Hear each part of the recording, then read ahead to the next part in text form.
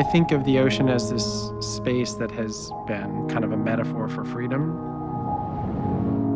and it still is that. You know, it is a place that people go to escape rules and escape government and escape other people because it's so expansive.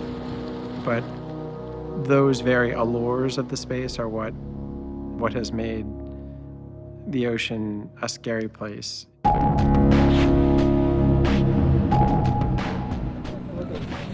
Don't take photos, don't take photos. So I keep the camera down.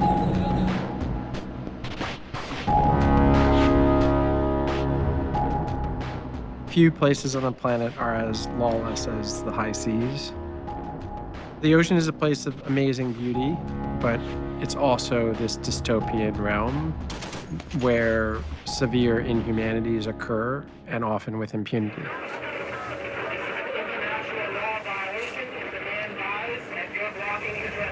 Over. What you realize when you're in that void or in that expanse is that most of that space is ungoverned and ungovernable.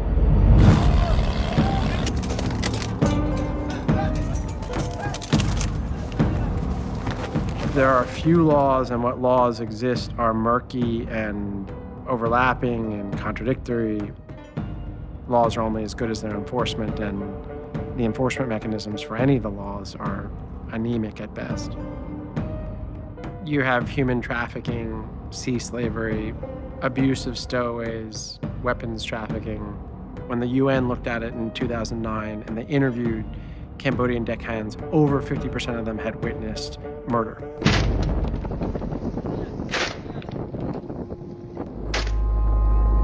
A lot of the forced labor that end up on these fishing boats are trafficked migrants and are very poor and easily taken advantage of.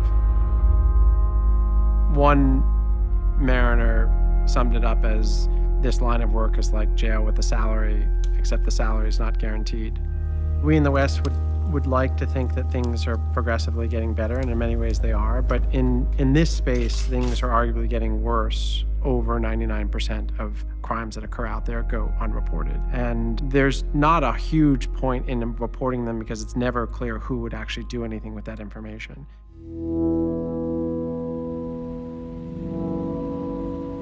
I think if there's anything to be learned about human nature from the outlaw ocean, it's that we all have this visceral capacity to behave in ways that we thought civilization had stamped out. There's a vanishingly thin line between civilization and the lack of it.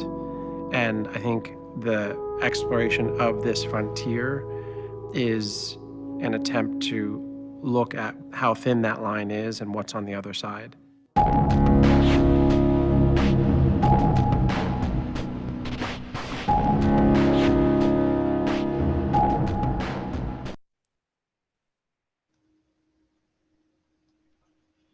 Good afternoon, everybody.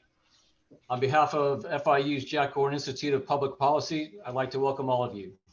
I'm Bruce Vitor, Associate Director of Research Innovation at the Jack Gordon Institute, and I'll be moderating today's roundtable discussion with Ian Urbina. As most of you probably already know, Ian is an investigative reporter who writes most often for the New York Times, as well as a contributing writer for the New Yorker and BBC. He has a degree in history from Georgetown University, and before joining the New York Times in 2003, he was in a doctoral program in history and anthropology at the University of Chicago. His investigations and reporting as a journalist have earned him a Pulitzer, a Polk, and he has been nominated for an Emmy. He is the author of the New York Times bestseller, The Outlaw Ocean, based on more than 5 years of reporting, much of it offshore, exploring lawlessness on the high seas. In 2019, he founded a nonprofit organization called the Outlaw Ocean Project, dedicated to producing journalism about the environmental, human rights, and labor concerns that exist offshore around the world. Ian, thank you for joining us this afternoon. Thank you for having me. So for the general structure of today, we've only got an hour with Ian. So we're going to take the next 30 minutes to give him an opportunity to describe some of the stories from the Outlaw Ocean, and we'll tee up some photos from that in order to help visualize that, those stories.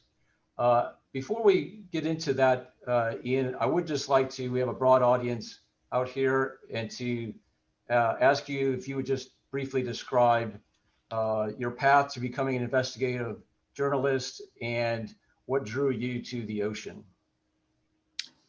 Yeah, I mean, so my path to becoming an investigative journalist was a very serpentine one that in these days I don't think could happen. I really was mostly enamored with the idea of writing and sort of the life of the mind. And so I went into the academy and a doctoral program.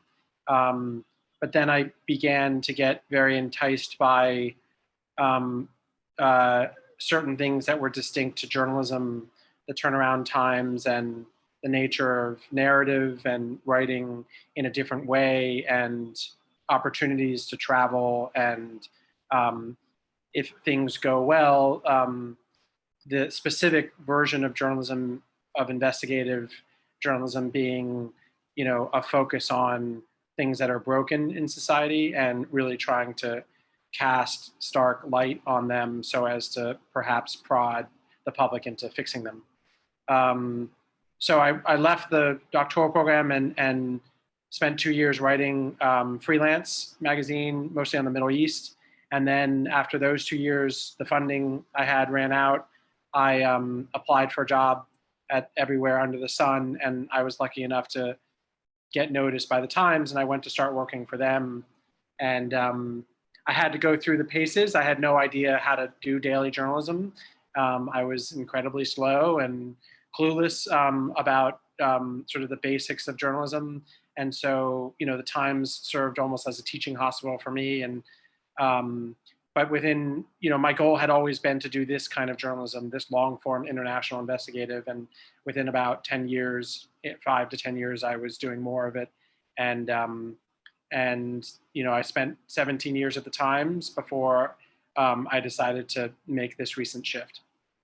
And the ocean in particular was something that, as a little boy, I always looked at the blue on the map, and was really fascinated by the specks in the middle of the blue, the little island nations or whatnot, former colonies. I did not grow up spending time on the water, but I was curious about the space. And then in grad school, I procrastinated on my dissertation for a while and went and worked on a ship for several months just to get out of Chicago's cold winters. And I was sort of introduced to what I often, redundantly now call the diaspora transient tribe that is seafarers, the 56 million people that work at sea and from whom you rarely hear much. And I was just fascinated by them as a tribe, their language and ethics and code of conduct and language and experiences and crime, And so when I got to the Times, I always harbored this scheme to try to get the Times to send me back out to sea.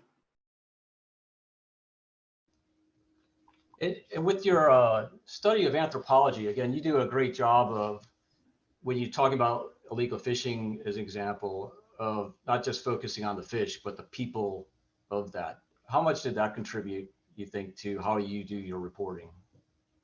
I think it was huge, honestly. Like at the, one of the things, and I say this not as a compliment, a self-serving compliment, because really the truth here is that the Outlaw Ocean is this thing that was created by literally hundreds of people, most of the vast majority of them invisible, and still to this day, 2 of them are on the call, Holly and Charlotte, who work for me. But the project that is this line of reporting, I think one of the things that truly made it distinct from ocean coverage up till that moment, that initiation in 2015 when we started running stories in the Times, was one of the things was that we were focusing on the people as the entryway to the world, and really kind of looking at human rights and labor abuses first, which is not to deprioritize the marine life and the environmental concerns, but we just thought it would be a different and more urgent way into the topics. And invariably, you would end up talking about the environmental topics. And soon, into the series and into the book, and still to this day, we now, cover stories that are exclusively or primarily environmental. But we always do try to focus as much in the mix on the human stories, partially just because I was initially attracted to those very people and the space, but also because the out of sight, out of mind nature of the geography and the realm is even more invisible when you talk about especially, and again, we're speaking more of the fishing, the distant water fishing fleet, more say than the merchant marine, less Maersk container ships than ships like the one you see on the screen, the Thunder, a toothfish vessel from Antarctica. I mean, but the people that work on these things, you so rarely hear about, and many of them are undocumented and migrants, and therefore they're triply invisible to the Western readership, and that's why we're attracted. Yeah, so as you referenced, we have our first photo up of one of the last photos of the Thunder. Can you tell us a little bit about the backstory on this? I mean, this was this epic story that kind of fell in my lap. I had told a source at Interpol that I was on the market for maritime crime stories. He called one day and said, hey, have you heard about this thing going on down in Antarctica? It's the longest law enforcement chase in nautical history, and law enforcement's not involved. And I remember just like being hooked right away. I didn't even understand what that meant, but I knew I was hooked. And this was this story that to some degree is about, it's in some ways a textbook outlaw ocean story, because it has on both sides of the coin, the chaser and the chased. The protagonist and the antagonist are both extra legal actors. On the one hand, you had Sea Shepherd, which are these vigilante, self-described, ocean conservationists who have a huge fleet and had set out to sort of embarrass the public, the Western public, and governments the world over with regard to this vexing problem whereby there is this thing called the Interpol Purple List, and it's this sort of arrest on site list, and it's maintained by Interpol. And if a ship gets on this list, at that time there were only 7 on the list, they really had to have worked hard, to do so, had to have engaged in illegal behavior over a well-documented and long period of time to earn that. And this ship, the Thunder, the one that's sinking on the screen, kind of topped the list. It had been for a decade fishing illegally in Antarctica, racked up, $67 million in profit. And, every time it came into port, it would unload its catch, its illicit catch, and governments wouldn't arrest it, and this really irked the conservation community, and quite especially Sea Shepherd. And they decided they were going to find the purple listed vessels in wherever they were in the world, catch them, and then just sort of harass them. They weren't going to ram them. They weren't going to, go so far as to sort of board them, but they were going to sort of shadow them and really raise a stink every time those vessels attempted to quietly enter port. And that's just what they did. They found the Thunder, and the Thunder ran, and they chased them. They being Sea Shepherd, they have 2 ships, in this case, Bob Barker and Sam Simon, and they chased them. And the chase lasted 110 days, 10,000 miles, and ran from Antarctica all the way up to the coast of Africa. And along the way, it was this, kind of epic tale where it had all these chapters where they went through these Category 5 storms. The Thunder was hoping to shake, its pursuers. It didn't work. They went through this ice field that really only crazy people go through because it's so dangerous. They didn't shake them. At one point, the Thunder turned around and charged at the Sea Shepherd guys, and was going to ram them because they had grown so frustrated at this. It was just this crazy escapade that ended up with the Thunder sinking itself, ostensibly or theoretically, to essentially scuttle the evidence that would have been used against it. Didn't really work. Everyone got off board, was rescued by Sea Shepherd, eventually arrested. The officers were prosecuted, incarcerated, which is very rare in the maritime space. And I was lucky enough to sort of by hook and crook get on board for part of the chase, and we chronicled that tale. So you kind of mentioned this. So Sea Shepherd involved in the longest sea chase in history. Why was Sea Shepherd doing this and not governmental international law enforcement? Because it doesn't exist, what you just said, governmental, international law enforcement. I mean, people often on Hollywood shows like cite Interpol in this role, but Interpol is actually just an agency that hands off intelligence between governments, especially intelligence agencies and law enforcement, in a safe way, and they provide counsel and advice, and they have experts in this, that, and the other, and they can sort of help countries find people, and they can put out worldwide notices, but they don't have any jurisdiction, nor do they have guys with guns or women with guns that have the ability to go out and enforce law. And then the next player you might think of is UN Blue Helmets, but those folks are sent in conflict zones to sort of on peacekeeping missions or aid missions, but they're not on the water, and they also don't have jurisdiction. So there really isn't any entity, and truth be told, there has never been. I mean, navies serve the purpose of doing specific things, protecting their national citizens and sovereignty rights and things, but there's never really been a police force whose mission it was to protect the high seas or chase international criminals as they move from one national waters to the high seas to another national waters. There just isn't any entity as such. So that's one reason that this is such a distinct realm. There are a few places on the landed planet, on landlubbers realm, where this is the case, where some agency doesn't have some sort of jurisdiction. There are laws on the books that apply to the high seas, and their bodies, regional fishery management organizations, as an example, RFMOs, and they set policy. But again, they don't have law enforcement. They don't have investigators. They don't have cops. They don't have boats. They don't do any of that stuff. They just sort of penalize bad actors with paper, and reputational harm. And it only also applies to the signatories of those entities. So this is why there's this void out there. And I would say there are other factors too. I mean, the victims invariably in these crimes are either amorphous victims that don't have a lobby.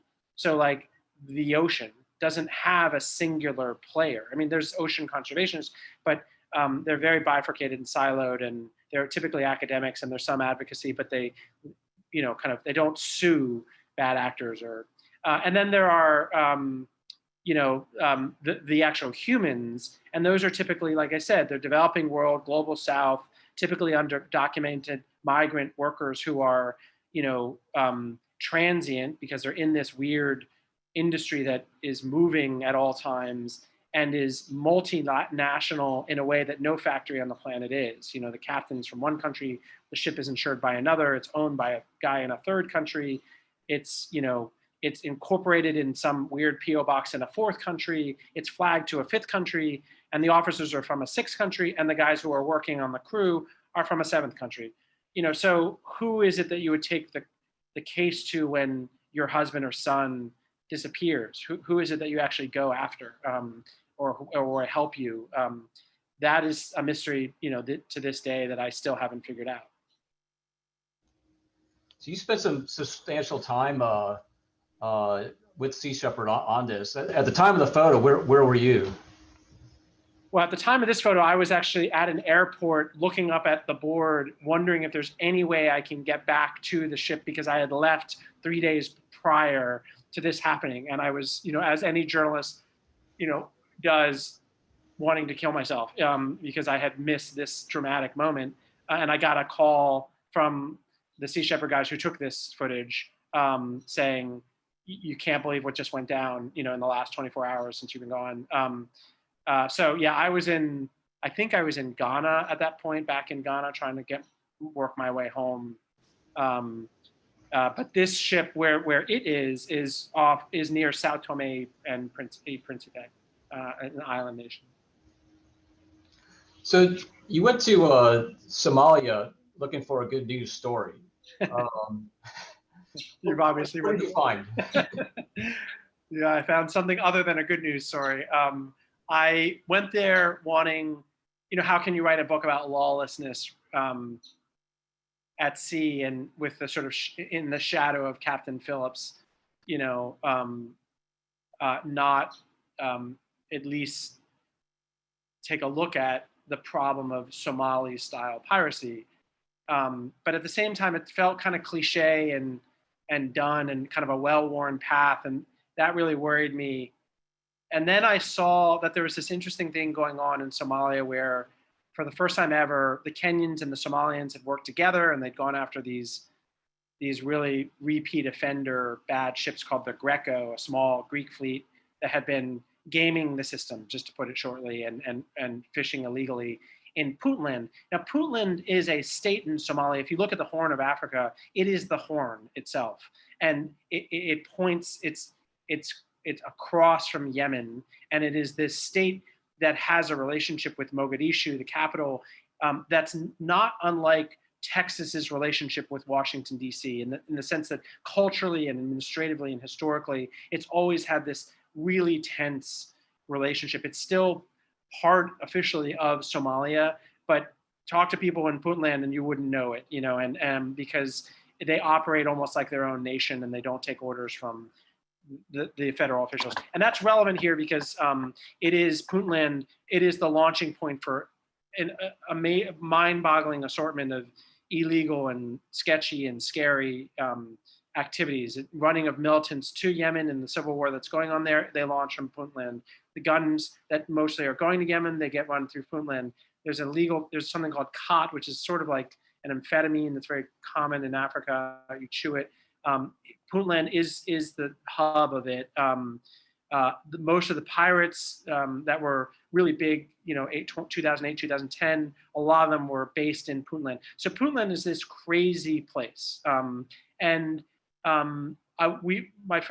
my amazing Brazilian videographer who was with me for the whole book reporting, and I decided to go to Puntland, try to get in there, and then try to see if we could look into this good news story about this recent collaboration where Somalia and Puntland and Kenya all played nice with each other and they got the bad guys. Well, we got there and everything went upside down. We fell out of favor within 24 hours of the local. We were invited in. You can't get into Puntland unless you have all sorts of key tribal permission and lots of security and et cetera. And the president of Puntland and the president of Somalia had, given us the green light, et cetera, et cetera. Well, all that went to, cloud of dust when we got there, and we quickly fell out of favor, largely because they were paranoid about us looking into a certain story, which is a terrible thing to do in the company of a journalist or an investigative journalist, because since they kept showing that they were so worried about this, I immediately had to start looking at this, which I wasn't intending to originally. And this was a smaller fleet of Thai ships that were parked near Puntland and had all sorts of bad stuff going on board, including 40 Cambodian sea slaves, essentially captive workers. And so I began investigating that, even though they didn't want me to, but it just felt like the journalistically ethical thing to do. But it was not the safest thing to do. And anyway, you can read the book, but everything got a little dodgy and we eventually got out, but not without some effort. Can you expand a little bit more about the Somali 7 and the outcome? Where are they today? Yeah. Well, that's like one of these stories that sort of, reporters don't own good stories. Good stories own reporters. Well, the Somali 7 owns me. I mean, I can't seem to be able to put it down because it simply won't die. It won't stop. It just keeps going. The Somali 7 was a Thai-owned fleet. It was associated with a specifically nefarious Thai family that had involvement in a bunch of really, really worrisome ships. When the AP and Al Jazeera and the Guardian and the New York Times and the Outlaw Ocean and the U.S. State Department and the EU, all sorts of players together were in 2014, 2015 throwing a lot of light on this problem of sea slavery in Thailand. The Thai government began imposing some new rules, one of which was they called all 55 of their distant water vessels back to port so they could kind of get a baseline on what's going on here. And a small portion of those ships said no. And they said, we're not coming back in. And there were 15, I think I ultimately found out, that just said, you can forget it. We're not coming back in. And they reflagged. And the Somali 7 was one of those 15. In fact, almost half of the 15 were the 7. And they were all tied to this one family. And on board these 7 vessels, which were a variety of different types of trawlers and refrigeration ships, were on the order of about 230 trafficked Cambodian, some Thai, couple Laotians, workers who had all kind of fallen into the same basic trap that many thousands of men and boys do, which is most of them had thought they were going to get jobs in construction in Thailand, and they had been brought in the country illegally, and then they quickly found out that's not where they were headed, and they were on a ship, and then they were told they were going to stay in Thai waters. Next thing they know, they're in Somali waters, and they have no way home. And anyway, so we were investigating the situation of those guys. That story, began as an investigation in 2015, and still to this day, the kind of small 6 people that are obsessed with this, including the foreign minister's number 2 in Thailand, who's an amazing woman who has really stuck with this, has been staying on this case. Some of the ships, one of them that we helped the Thai government catch, were captured and detained, and those guys arrested, but others fled to Iran, fled to Yemen. 2 ships are parked near Yemen right now, and they have a whole new batch of trafficked crew, and there's very little way to rescue those guys. So in your congressional testimony on illegal fishing in 2019, you had said, generally speaking, the biggest problem is not a lack of law, but rather a lack of enforcement. Solutions exist. What's needed is political will. Do you still feel that way? Yeah, even more, frankly.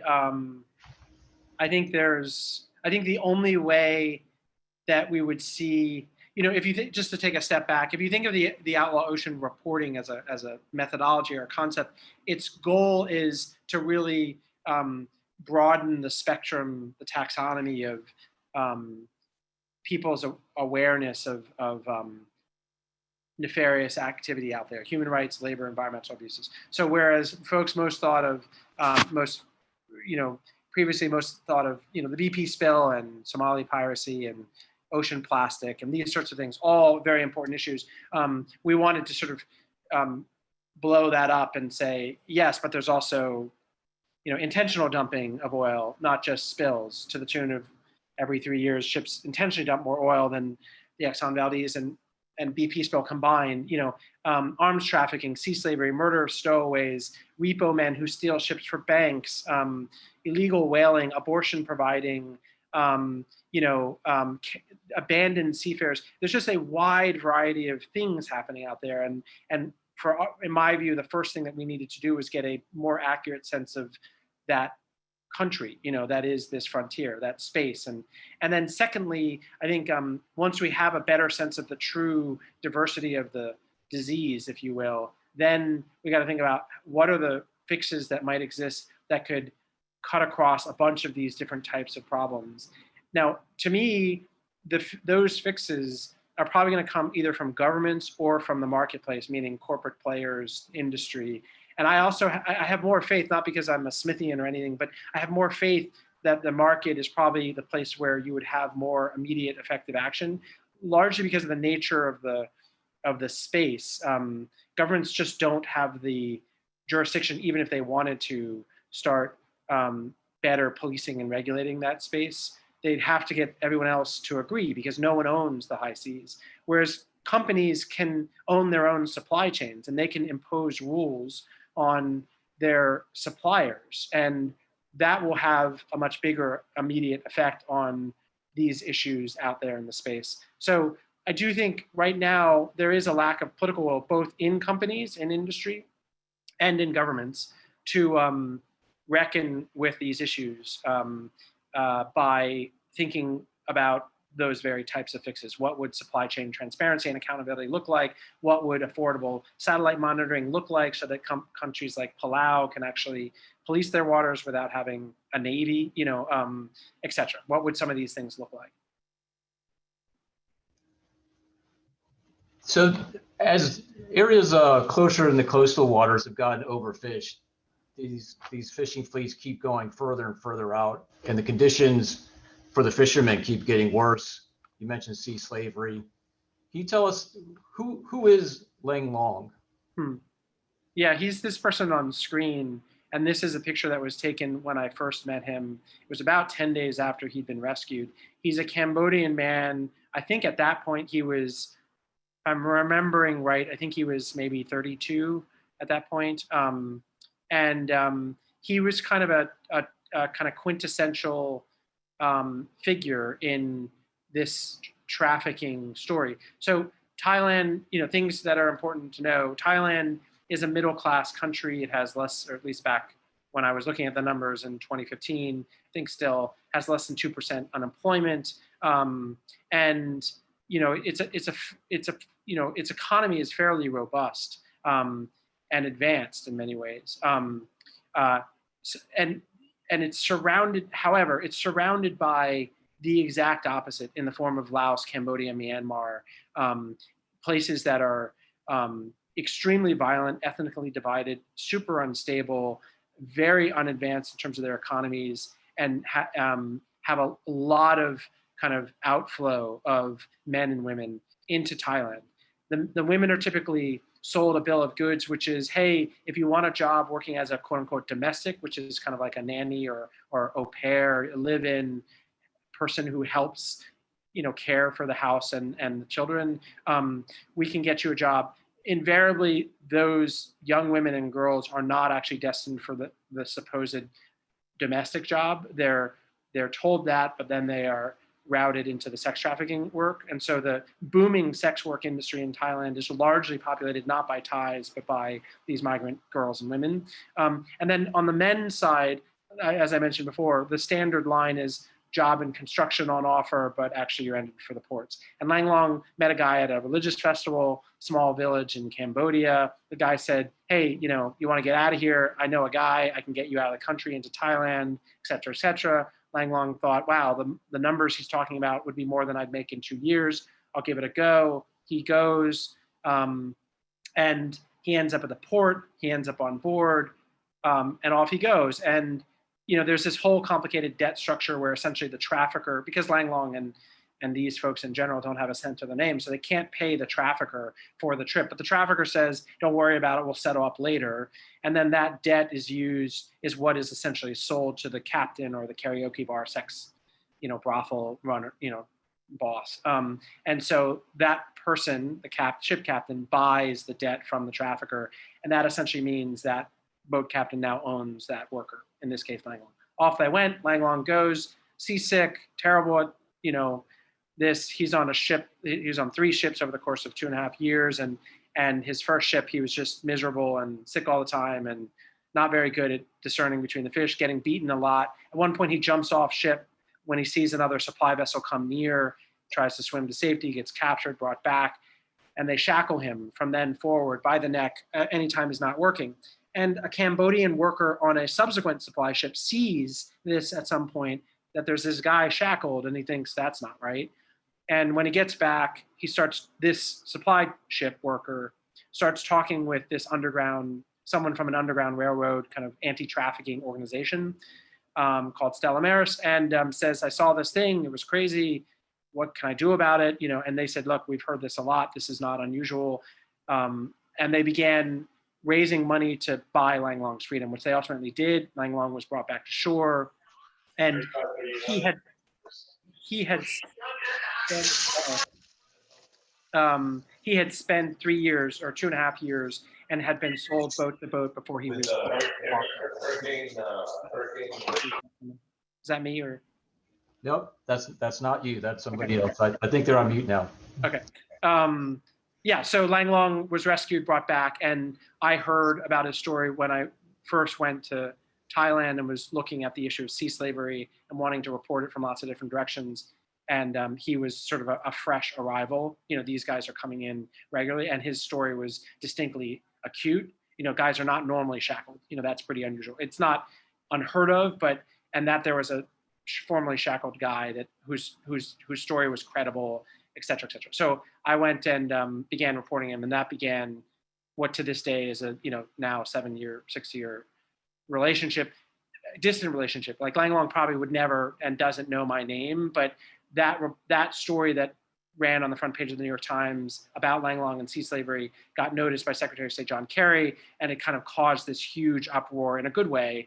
And the Thai government got in touch, and all of a sudden, that's how a lot of things started happening. The Thai government ultimately prosecuted the guys and convicted them, and got Lang Long help and put him in a mental facility, and so that's his story. Thanks. Aside from beatings and the slavery, can you just describe general conditions that you've seen on some of these ships? The rats and and the food they have to eat and everything else, medical, if any. Yeah, I mean,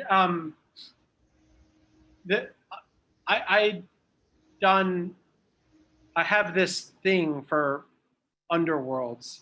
When I look back on the pattern that I didn't set out to follow, but in retrospect is clear, it's clear that I like stories about invisible demographics and industries, and these are not fully invisible, but they are their own worlds: coal mining, truck driving, sex trafficking of minors in the US, runaways, teen runaways.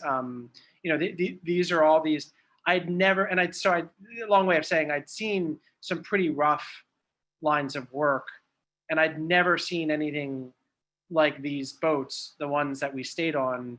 And as you mentioned, the foremost, there are two issues. Obviously, as a Westerner with an American passport, there's no chance, very little chance, that any of the violence would ever be directed at us. It's just not worth their while. If that captain allowed me on board with Fabio or whomever, they're not going to then do us harm. They don't have any use for American dollars or a cell phone or his camera. But the violence is extreme as aimed at the crew.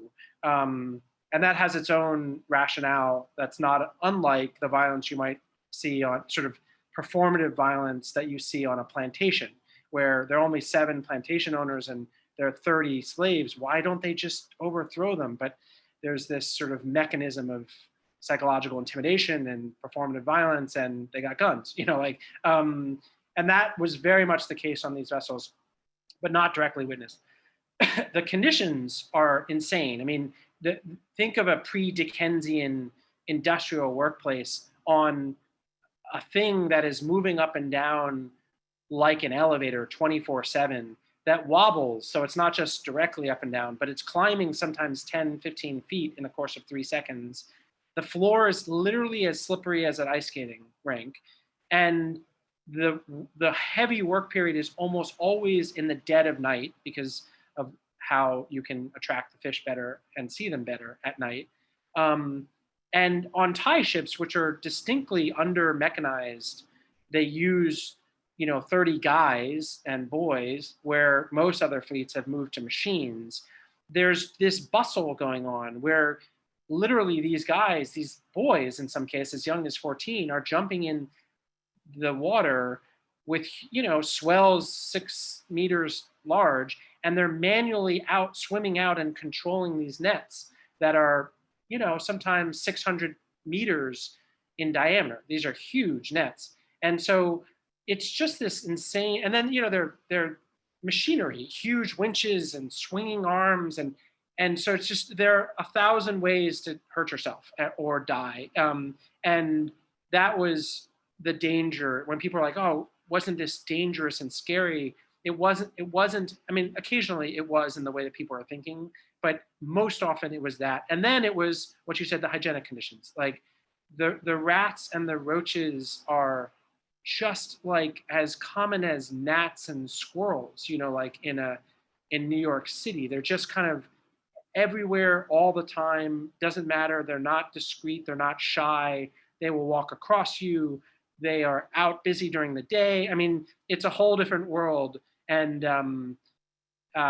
so if you get bitten or you get an infected scratch or you get anything, you get a fever, and you're on a transshipment vessel, a vessel that's meant to stay out there for maybe a year, they are not going back. And they don't typically have first aid kits. They have amphetamines a lot on board, lots of different types, but they very rarely have anything other than aspirin or some equivalent of Advil. Antibiotics are almost never. So that's what kills a lot of guys is they get sick, and then the captain keeps them working because he's annoyed that they're slowing down. He works them into 104 fever. Now they're on their back and they're useless to him, and then they slowly die, and then they throw them overboard. I mean, that is just the story of that, of a lot of the deaths in this industry, the non-violent deaths. So those are the conditions on these vessels. In addition to that, there's a huge number of murders also that occur. Can you address that a little bit? Yeah, I mean, the best study I've seen was this. It's not a huge data set, but it's in my view, and I got really cross-examined by our lawyers and by my editor when I wanted to use it in our original reporting. It's this UN study that was done. It's dated now. I think it was done in 2010, maybe. But it was directly looking at this issue, and it was interviewing the very demographic I was focused on. So these are Cambodian, these are Rohingya, so Myanmar mostly, Laotian deckhands on largely Thai, some Taiwanese vessels back on land. And these are mostly transshipment vessels. So these are vessels that go really far from shore and stay out there a while. And it was a thorough interview of them. And it found, I think the number was 49.3 or something like that, right around 50% of these deckhands had, and it was anonymized and it had all the anthropological safeguards to make the data a bit more trustworthy. And 49 of them had witnessed, like I said in that Google video, had directly witnessed murder of other deckhands during their stint on board. And that number, when I talked to epidemiologists and forensic scientists and said, that number just seems, if we trust it, and I do, and they did, it seems unlike any number I've ever seen in any industry. And others marveled at it. And again, what that looks like is murder. So not these infection or fever or whatever injury and left to die kind of deaths, but murder.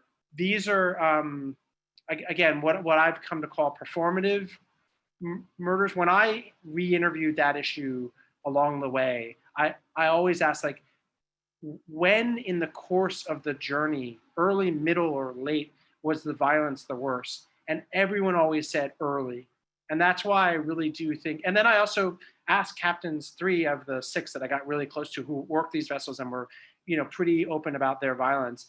And 3 of them told me the same thing, which is, oh yeah, they engage in violence. And each of them had said they had engaged in murder.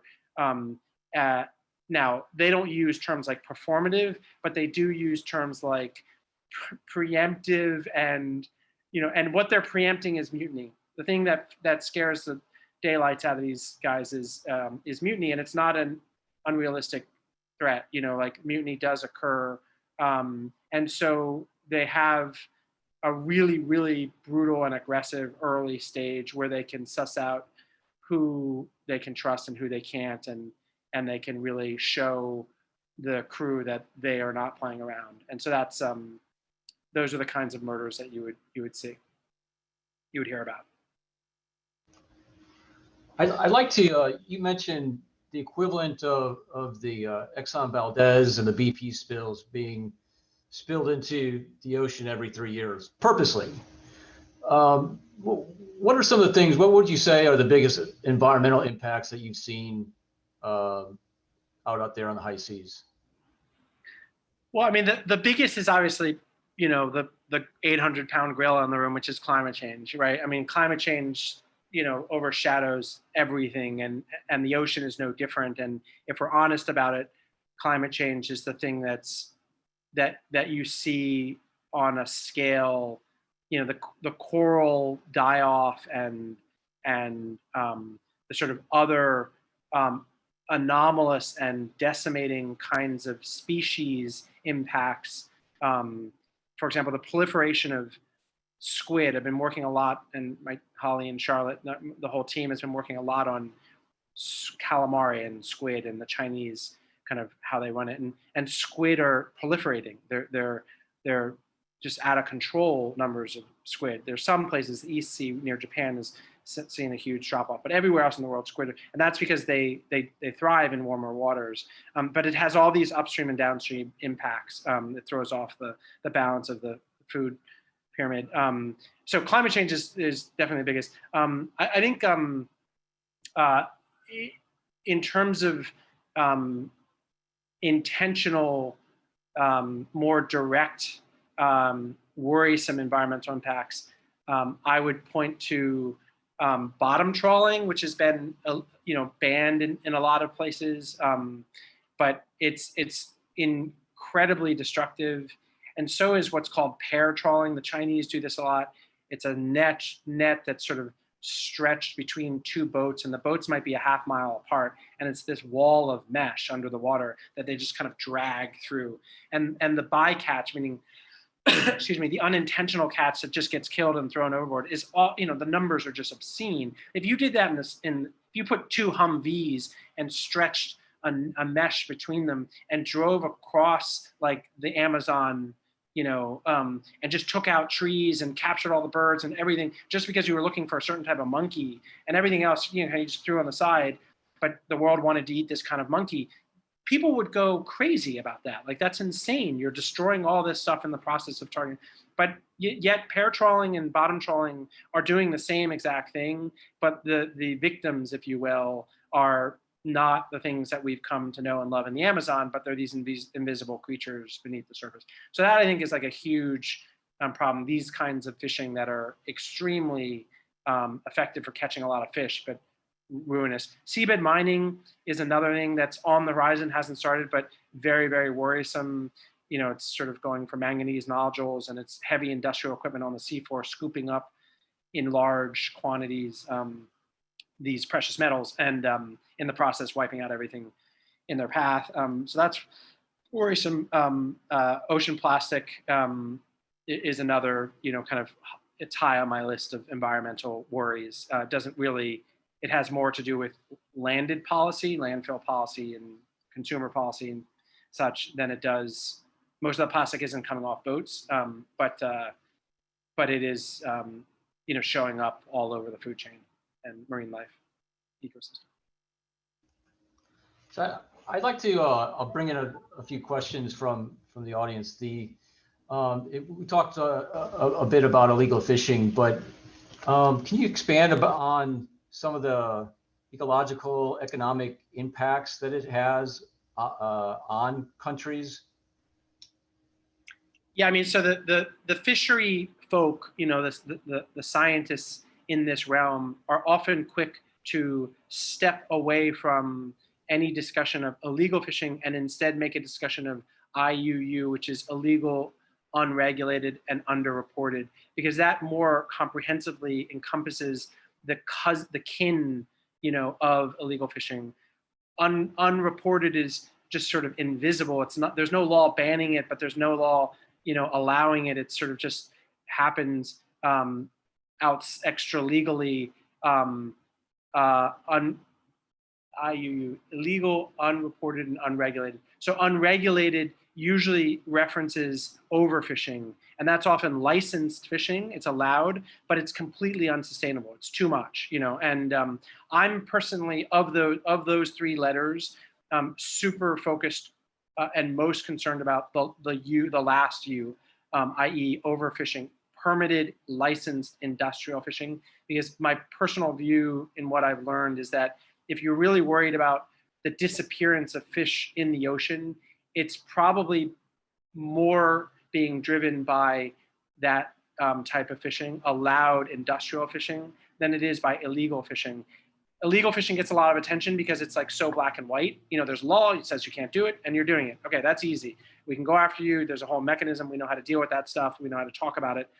Legal, unregulated fishing that's unsustainable, that's dodgier, because then you're getting in the business of telling countries or these weird bodies that are supposed to manage the seas that they're not doing their job well, and that gets into colonialist debates and all sorts of stuff. But truth is, like, as dodgy and thorny as that terrain is, it's really, in my view, where the discussion should be.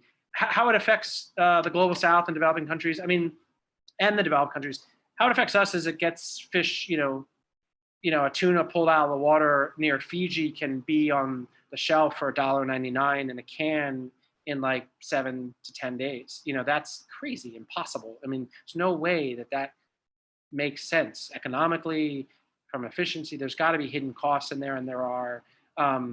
So I think like we benefit from illegal IUU. From we as Western consumers for now benefit from it. The developing world, the global South, island nations, Palau, Fiji, are just being ruined by unsustainable fishing. And or Ghana or Gambia, wherever you go, or Argentina, these industrial forces are essentially collapsing the sustenance, artisanal local fishermen's ability to do what they've done for decades, if not centuries, which is catch fish, sell it locally, small markets, tabletop markets, and feed their family, sort of small economies. Those fishermen just can't find the fish anymore, can't afford the fuel, don't even have access to the best fishing grounds because the industrial guys are running those, etc. And so it's really destabilizing many countries. Hey, 1 second. Can you get me a power cord? Because this is about to run out of, I just don't want to disappear on you because my computer is about to. Well, we'll know why if that happens. Yeah, no, I've got it here. You're able to talk on satellite phones in the middle of the ocean and in failed states, but run out of juice. Yeah. All right, I've got juice. Sorry about that. No problem. So 1 in 5 fish that we eat is illegal. What can they have? A lot of this, I think people feel, well, that's somebody else's problem, and that's not something I can do. What can people do to make an impact? Yeah, I mean, so this is always some place where you'll see me getting a little shifty and ducking the question to some degree because it's right on the edge of the journalist advocate line. But having kind of put that asterisk out there, I'll say that so the first step, in my view, is to think about ourselves. Who are we, right? There are lots of different categories of players, and we might fit in several of them. And it's important to think about that before you attempt to answer it. So we are taxpayers, we are consumers, we are voters, right? And we are, employees at large buying entities, okay, so, and we're parents, we're lots of other things, but those are key things. We're also donors, right? We give money to things we believe in. Okay, so in all of those different capacities, we as the average person, bearing in mind we have jobs and kids to feed and lives to lead, and this can't be your only issue. But for me, the first step is, if you're looking at the Outlaw Ocean, first, I always say, don't think about the war, think about battles. The war is winning this overall fight against the harm being done. It's too meta. Think more, which of the many issues within there are the battles that most speak to you, whether it's abusive stowaways or arms trafficking or murder or ocean plastic or illegal fishing. But I often try to make sure that people have thought carefully first about all the options before they just answer the question about IUU, right? Think about all the options. Then within those options, I think thinking about, okay, where can I have small or large impact? Well, I can look at who I'm voting for and where they are on these issues. I can look at Monterey Bay Aquarium and see their ranking system and see which lines of fish they say are more sustainable and which are less, so that when I'm buying fish, I can shop in an informed way. I can stop eating seafood altogether if that's what you want to do. I can give money to an organization that seems to be doing good work. That helps. It matters hugely. I mean, I can also just talk. I can become more fluent on these issues and talk to my peers and my children and partner about these things. These are all, I think, very legitimate political actions that actually will add up to a change. But I just sort of do really think it's worth taking a step back and thinking about those first things. We're getting close to the hour. Do you mind, Ian, just sharing what you're up to now and going forward? Yeah, so I took this strange step to, I was always on staff and therefore sort of exclusively writing for the New York Times. This series kind of changed me in many ways. I kind of got hooked on this as a topic that was worthy of continued coverage because there was so little journalism of this sort happening out there, and the issues were so urgent. And so I moved on to contract, and so I still write for the Times, but I write for everyone else. And I assembled this amazing team. Two of them are on the call, Holly and Charlotte, and we pursue these stories globally, outlaw ocean type stories globally.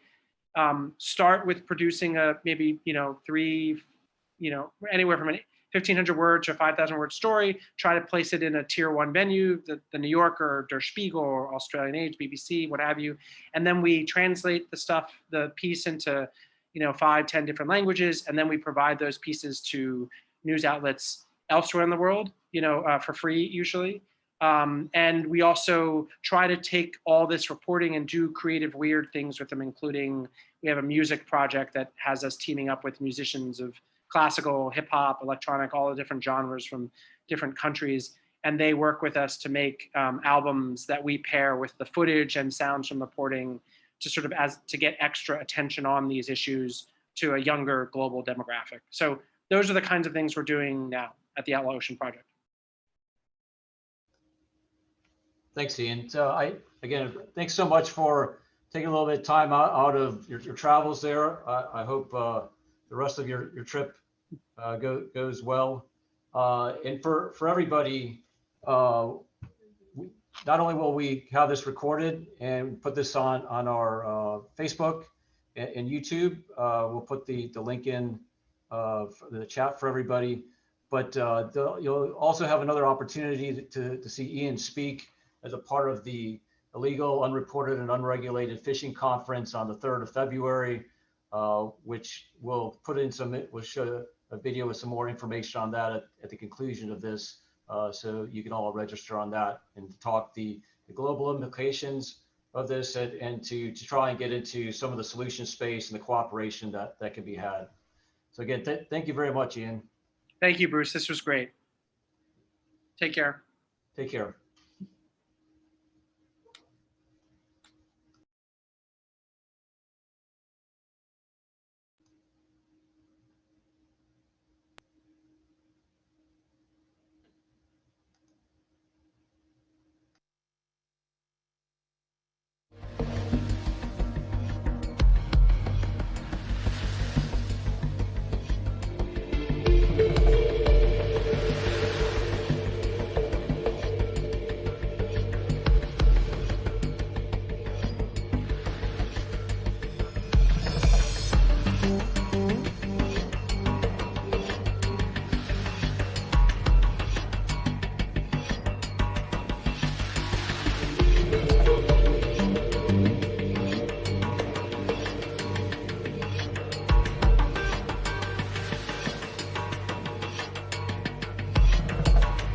Bye.